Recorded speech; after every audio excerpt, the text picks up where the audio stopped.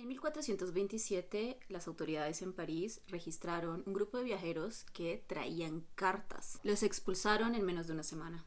Esta imagen de personas con cartas que son expulsadas o que son marginadas de alguna manera es el punto de partida para lo que quiero hablar hoy. El tarot tiene una genealogía documentada desde el siglo XV. En el norte de Italia, con los tarocchi, unos juegos que tienen resignificación esotérica mucho después. Hasta el siglo XVIII, con Anthony Court de Gebelin, pues empieza a esoterizar el tarot. Se conecta con la cábala, con la astrología, con el hermetismo, incluso con el antiguo Egipto. Pero no nos interesa el día de hoy la arqueología de los mazos, nos interesa algo que está por detrás y es la figura de quien los lee. Y no solamente la figura de quien los lee, sino de la mujer que lee cartas. Porque los conocimientos femeninos y las prácticas femeninas en un mundo patriarcal pues suelen ser invisibilizadas. Una tradición oral femenina de espiritualidad muy probablemente no va a ser contada como si fuera masculina, por cómo el mundo está hecho. Ahora, piénsate esto. La mujer que sabe cosas, que no solamente conoce de tarot, sino también de sueños, de plantas, de procesos que tal vez la iglesia no te va a ayudar, de procesos en los que tal vez vas a ser marginalizada si te atreves a decir que los estás pasando como mujer. Una medicina oficial que ignora el cuerpo femenino y una institución de la iglesia que lo margina. Y sin embargo, siempre han habido mujeres en los márgenes que han sabido contener y han sabido ayudar a otras mujeres. Y es que vivimos en un momento muy privilegiado comparado con el pasado. Las leyes de vagabundaje en Europa, vigentes en muchos países hasta bien adentrado el siglo XX, criminalizaron explícitamente la práctica de la cartomancia. Y además vale la pena resaltar que en América Latina tenemos una supresión cultural con el colonialismo de las prácticas indígenas y afrodescendientes. Un estigma colonial. Entonces hay capas adicionales de silenciamiento. Durante siglos, las tarotistas estuvieron en la clandestinidad, no porque quisieran, sino porque les tocaba. No tenían nombre público y los clientes llegaban por el voz a voz. Y claramente sin poder decir con orgullo, esto es lo que hago y esto es lo que vale. Y por esto es importante para mi cultura. Ya en el siglo XX se reconfigura el mapa, menos mal. La primera ola de visibilidad llegó a principio de siglo. La Orden Hermética de la Golden Dawn publica el tarot de Rider-Waite-Smith en 1909. Diseñado, hay que decirlo, por Pamela Coleman Smith, que fue borrada hasta hace relativamente poco y que se le pagó muy mal. De hecho, ni siquiera recibió crédito en vida. El tarot de Rider-Waite-Smith, el Smith que corresponde a Pamela, hasta ahora lo ponemos. Antes es que era el tarot Rider-Waite y ella invisibilizada. En aquel momento, como en muchos de la historia, la autoría femenina era invisibilizada. Y eso se vio también en el arte. Por ejemplo, Hilma af Klint es la abstracción antes de Kandinsky. Pero era una señora. Entonces tenemos esta cosa cultural de que asuntos de lo femenino o de mujeres tienen una invisibilización sistematizada. La segunda ola con el tarot llegó en los años 70 con la New Age, con la contracultura, en un producto cultural de masas. Primeras editoriales especializadas, primeros cursos accesibles, primera generación de tarotistas que podían decir yo soy tarotista.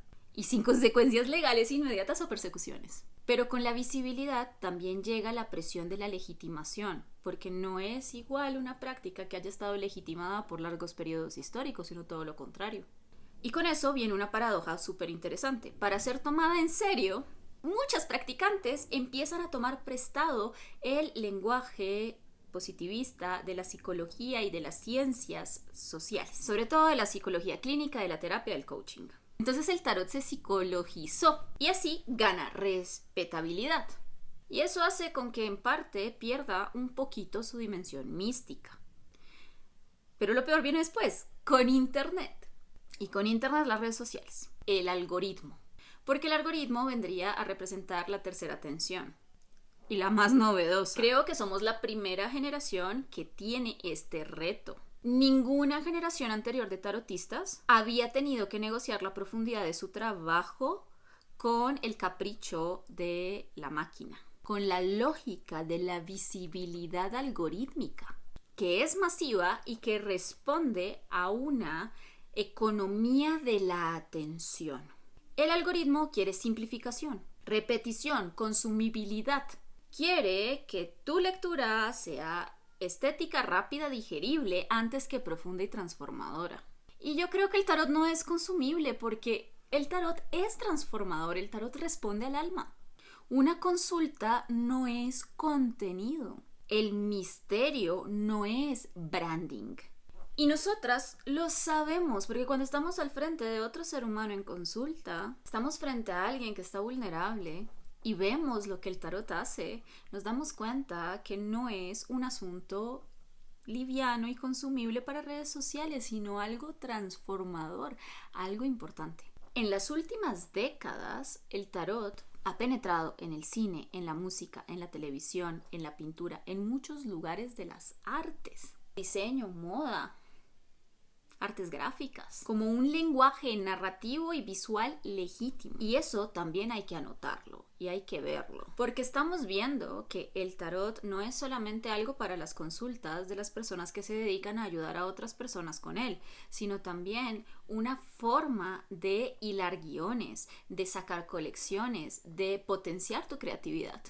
Se construyen arcos narrativos alrededor del viaje del loco. Artistas visuales trabajan con los arcanos mayores, incluso en contextos institucionales, galerías, museos, bienales. Músicos construyen eras alrededor de arquetipos. Y yo creo que todo eso es importante que suceda porque vivimos en una crisis de sentido y vivimos en una crisis simbólica sin precedentes. Parte de lo que hizo con que muchas tarotistas psicologizaran el tarot para ser aceptadas es, en parte, un síntoma de una época que discrimina y marginaliza el conocimiento simbólico e incluso lo malinterpreta como superstición o lo degrada a superstición, si queremos ser como... Y yo creo que el tarot no está ganando terreno en este momento porque de repente la gente decidió creer en la superstición y decidió creer que lo adivinatorio existe y que es real. No creo que es por ahí. Creo que ha ganado terreno porque ofrece a la cultura una posibilidad de remendar el hueco simbólico que tenemos y la crisis de sentido que estamos viviendo. Es una gramática del alma, un lenguaje que nos va a ayudar a transitar, un sistema simbólico que nos va a ayudar a transitar una época que brilla por la carencia de sentido. La cultura contemporánea no sabe producir muy bien sentido y los sistemas simbólicos sirven para navegarnos en la vida y encontrar sentido. Entonces, en una época donde hay crisis de sentido, es normal que queramos volver a sistemas simbólicos antiguos y no tan antiguos. La idea con esta ponencia es poder pensarnos a nosotras mismas. Tenemos la figura de la divina que carga un estigma histórico impresionante. Tenemos la figura de la terapeuta alternativa, que también un poco, porque negocia la propia legitimidad de la herramienta con un lenguaje prestado de otra disciplina. Y por último, tenemos la influencer espiritual, que negocia la visibilidad con el algoritmo y termina relegando lo sagrado o superficializándolo para el consumo. Adivina, terapeuta o influencer, ninguna de esas. Quiero traer la figura de la arquitecta, porque la arquitecta trabaja con materiales reales y construye el espacio donde se va a habitar, donde van a suceder las cosas. Ella no va a adivinar qué es lo que va a suceder en el edificio, ella va a crear las condiciones necesarias para que lo que tenga que suceder en el edificio suceda.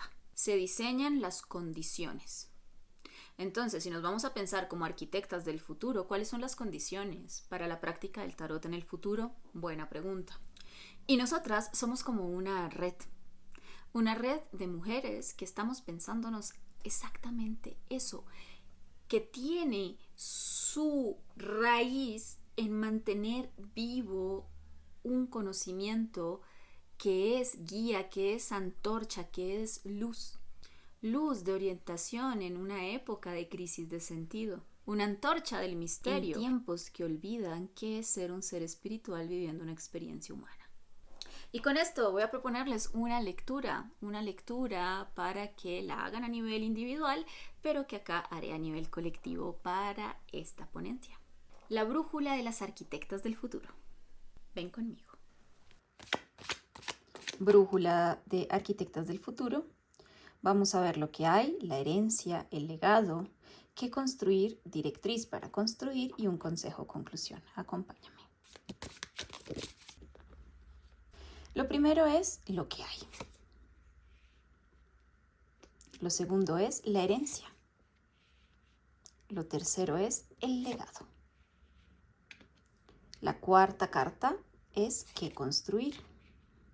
La quinta es una directriz para lograrlo. Por último, un consejo o conclusión. Son cartas muy positivas, todas son arcanos menores, pero no por eso es menor la lectura.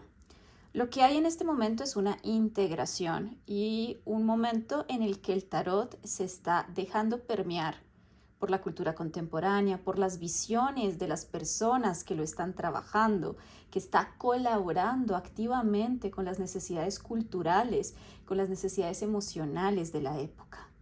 La herencia es una herencia de comunidad. Tenemos una posibilidad de conectar desde el tarot con otras personas y construir desde ahí. El legado que tenemos es un legado emocional. Es un legado que más que algo que vamos a dejarle a los demás, es una apertura a que el futuro, los que vienen en el futuro, tengan la posibilidad de hacerlo desde un lugar amoroso, sano y emocionalmente abierto. Entonces nuestro legado es esta apertura que estamos construyendo con este tipo de eventos. Es ese lugar seguro que va a abrirse para que los demás que vienen después de nosotras puedan explorar y explorarse a través del tarot. ¿Qué queremos construir? Yo diría con este 9 de copas que lo que queremos construir es un gremio, un medio que se sienta orgulloso de ser y estar ocupando su espacio en el mundo. Entonces, la sensación de lograr una legitimidad para el tarot desde el tarot y no desde otras disciplinas viene siendo algo que tenemos que construir. Y la manera de lograrlo es dándole a cada cosa su lugar. Por último, el consejo, la conclusión, es seguir moviéndonos, seguir en los ires y venires, en los flujos y reflujos de los conocimientos que se están atravesando en el tarot y que el tarot atraviesa también.